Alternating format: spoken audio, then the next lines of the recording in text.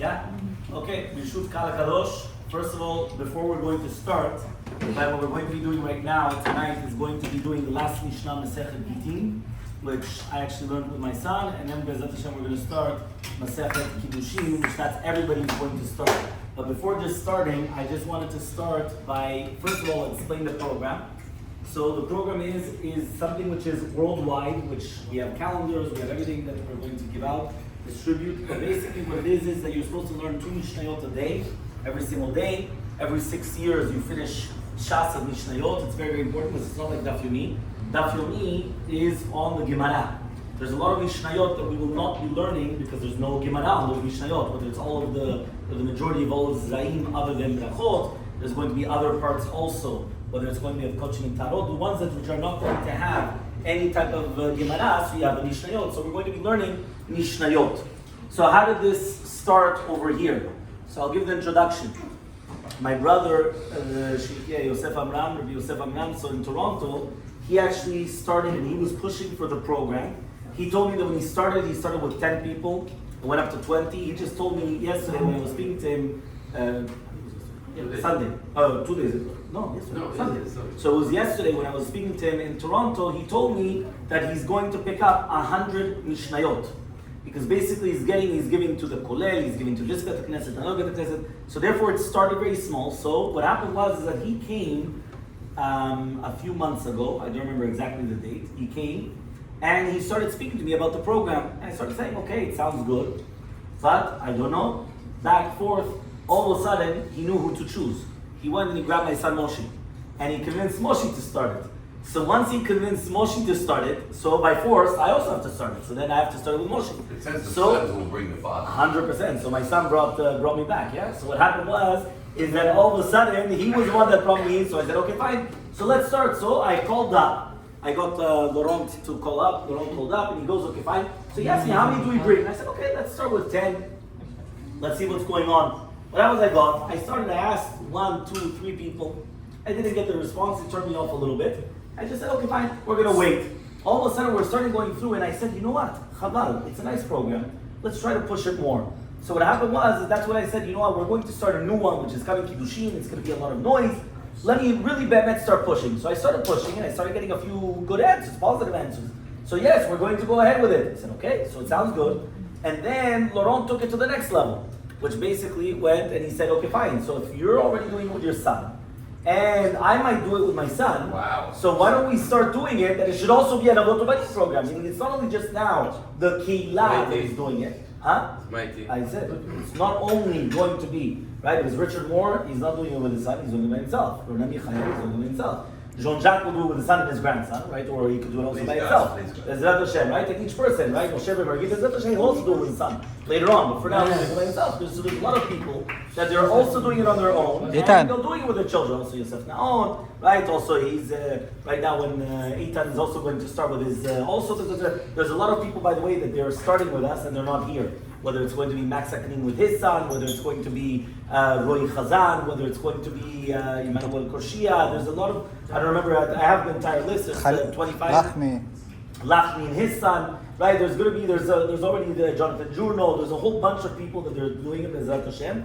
So it doesn't mean that you have to have a son to do it. Again, Laurent took it to the next level, the Be'ezrat Hashem, that we should also start focusing, huh? Yeah, you could always adopt one. No, the one exactly. You need to do with all the one that. No. It basically means that the ones that if you have a son, you do it with your son. If you don't have a son, you have to adopt a son. So you do it with your stepson, you do it with your sons. But you'll continue doing it. You'll see that you'll do it also. So I think it's very, very important. If you pay tuition, yeah, he says, right? So basically the concept is that I think it's a beautiful idea. First of all, in 6 years we finished Mishnayot. For some of them, they started actually making the calculation, but in 6 years it's going to be the Bar Mitzvah or other things. There's a whole bunch of different calculations that they were making, but I think it's actually a beautiful idea, even without finishing the entire Shas. The fact that the boys come and they finish, whether it's going to be one how do you call this? One seder, right? Or it's already something incredible. So imagine they finish, whether it's going to be. So now what we're doing is we're finishing Nashim, which is going to be, I'm doing the last Mishnah Gittin, and then Moshe is doing Kiddushin. With Kiddushin, we finish right, Nashim. And then we're going to start Nezikin, which is also beautiful. All the babas that anyway we're doing in Daf Yomi, so we're going to be doing a Mishnayot as well. So Bezrat Hashem, remember that the way to do it is 2 Mishnayot a day. It shouldn't take more than 5 minutes. You get your own pocket Mishnayot. This is the exact same Mishnayot. This is what you're actually getting, right? Of Kiddushin, which means that you're going to be able to learn it. It's in perfect English, Hebrew. You have everything there. You have Rabbi Bartanuna. You have anything that you need. You have it on the page. There's also tons of information online. And if people behave, I might actually give them the shiur as well, right? It all depends. Bezrat Hashem. I said if they behave, Bezrat Hashem, we'll see, right? But fine. It's too simple for you, Rabbi. You go for this. You go for the hard stuff. Okay, fine. But let's see. Bezrat Hashem. So we're going to start with the last Mishnah. I learned this with Moshe, so we're going to do now the Siyum, right? Remember that Masechet Gittin all has to do with Gittin, with writing a get to the wife. Remember that whenever it's obligated, right? It's actually a mitzvah to divorce a wife, which means that sometimes, right, you're supposed to keep with the Shalom, and sometimes there's a mitzvah to divorce a wife. So here, what are the criteria? When is a person allowed to divorce his wife? So Bet Shammai comes and he says, "Lo yigaresh adam et ishto, ela im ken matzav ha'edel v'erva." What does that mean? According to Bet Shammai, the only reason, the only justifiable reason, in order to come and divorce a wife is only if chas v'shalom they found some infidelity or something of anything like that. That's the only case when she's caught cheating, or whether there's concept of that she's not being loyal to her husband. In such a case, that's the only heter to come and to divorce a woman, right? Where it says in Pasuk, he matzah b'erva davar. He found a divar erva. He found something of erva. Erva we know is immorality, and so on and so forth. Bet Hillel comes. And Bet Hillel says, "Afilu idichat avshilo." What does that mean? She came and she burnt your food, your toast. right? She burnt your toast or whatever it is that she burnt. That's it. Kaddish. Why? That's it. Why? It says, "O erva, o davar," or the erva, or something. Now, obviously, we have to understand what is the shita of Bet Hillel. Hey, what are you going to do?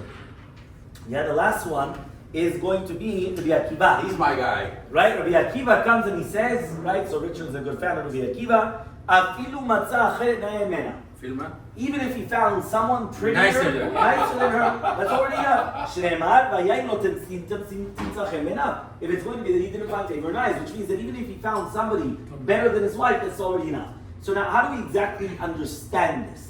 Right? So I'll give you the explanation, one of the many explanations in Rabbi Akiva, but since this is already the introduction, so I'll give it to you just to understand. Rabbi Akiva comes and he says, right, that even if he's going to find somebody nicer, I'm going to ask you a question.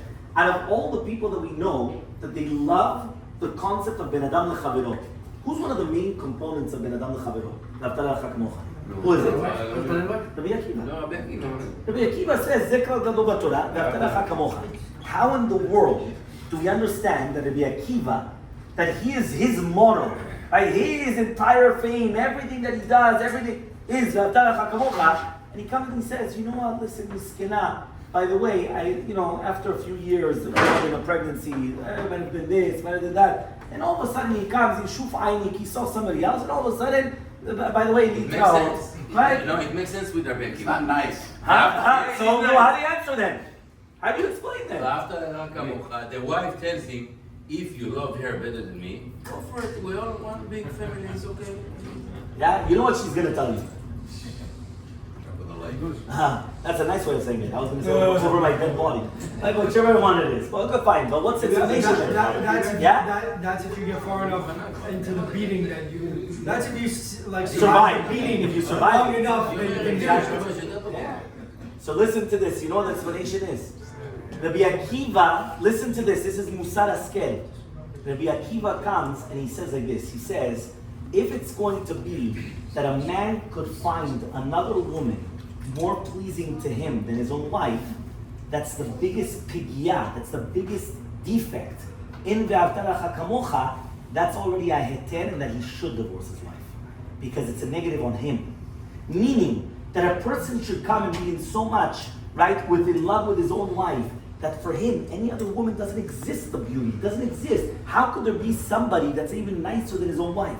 It says, the Chinuch comes and he says, that when a person gets married, the first year, Shana Yelev Nakil Beto, what's the pshat? He says every other woman should be strange to him.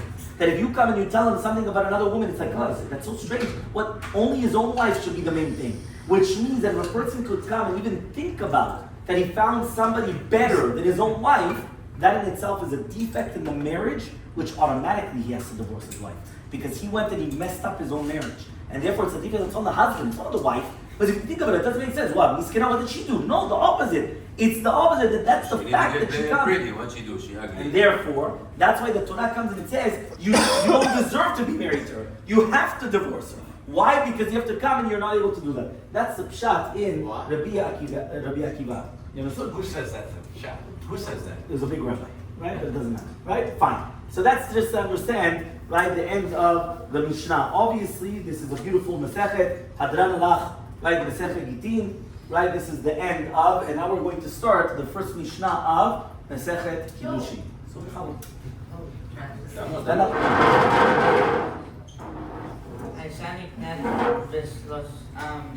a woman is acquired in 3 ways. And she acquires herself in 2 ways. Niknet b'kesef u'bishtar u'v'viyah, she is acquired through money, through a Kiddushin document, or through cohabitation. B'kesef, with money. Bet Shammai says, b'dinar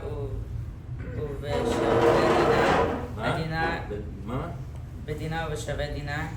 A dinar is something that's worth a dinar. Bet Hillel says, bipruta, uvshaveh puta, with a puta, or something worth a puta. V'kama hi pitura, and how much is a puta?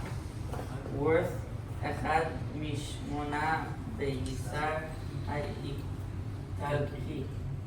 1/8 of an Italian point. V'konet atzma beget u'mitat habal, and a married woman acquires herself with the get or with the death of her husband. Ha'bemet niknet bebeah. Yeah. So the Yavama is the Eknet B'Zah. Is acquired with through Relations. V'konet atzma b'chalitza u'mitat ha'yava. And she acquires herself through the chalitza or through the death of a yava. Zagolo. So basically,